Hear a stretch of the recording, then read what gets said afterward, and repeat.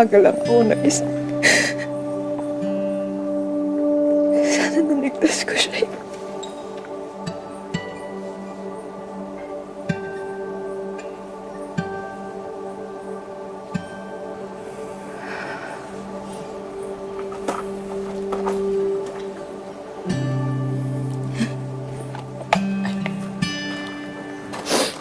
So sorry.